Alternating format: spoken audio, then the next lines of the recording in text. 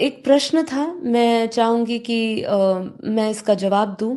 जब हम गहरी डीप स्लीप में होते हैं, तो किसी ने पूछा था कि आत्मा हमारी कहाँ जाती है, आत्मा क्या करती है या आत्मा कहाँ जाती है? सवाल बेसिकली यही था।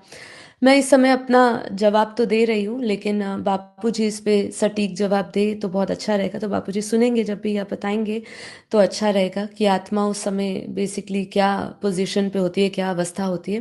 लेकिन देखिए, जब हम डीप स्लीप में होते हैं ना, डीप स्लीप में देखिए आत्मा कहीं नहीं जाती है। आत्मा तो वही स्थित रहती है जहाँ पे है वो, अपने वो शांत स्वरूप है। वो उसका मूल स्वरूप क्या कहा, उसका मूल स्वरूप तो कहा वो शांत, वो विश्राम अवस्था में ही रहती है।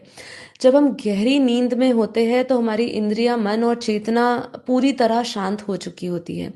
और ये एक ऐसी अवस्था है जहाँ हमारा अहंकार, हमारी इच्छाएं, हमारी चिंताएं सब समाप्त हो चुकी होती है। मतलब हमें किसी चीज का, हम ये भी कह सकते हैं कि एक तरह की मृत्यु की अवस्था भी कह सकते हैं। मतलब उस समय कुछ भी भान नहीं होता है। मतलब हमारे पूरी तरह देह से, हमारी इंद्रियों से, मन से, चेतना की पूरी तरह शांत हो चुकी होती है। और जैसे मैंने कहा, अहंकार, सांसारिक इच्छाएं सब कुछ समाप्त हो चुका होता है, पूरी तरह विलीन हो चुकी होती है।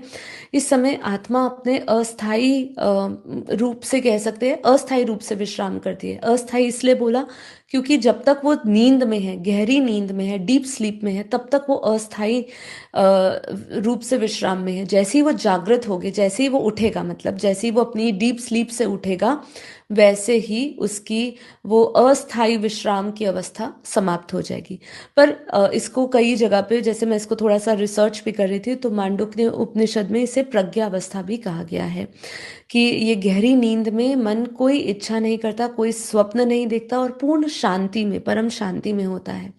ठीक है, तो ये पूर्ण परम शांति की अवस्था है जिसमें आत्मा कहीं नहीं। आत्मा तो यही रहती है भ्रकुटी के बीच में, उसकी कोई पोजीशन नहीं हिलती है और ना कोई वो सूक्ष्म यात्रा करती है, ऐसा मेरा मानना है। वो सब सबकॉन्शियस अवचेतन मन उसका जागृत होता है, तब वो करती है सूक्ष्म यात्राएं। एस्ट्रल ट्रैवलिंग जो लोग कहते हैं, वो एस्ट्रल ट्रैवलिंग भी करती है, या उसकी स्वप्न जगत में भी वो ट्रैवलिंग कर सकती है।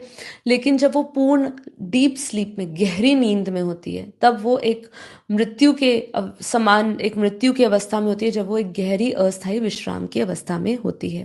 बाकी बापूजी इसके बारे में शायद ज़्यादा प्रकाश डाल पाएंगे, वो बताएंगे कि उस समय क्या अवस्था होती है।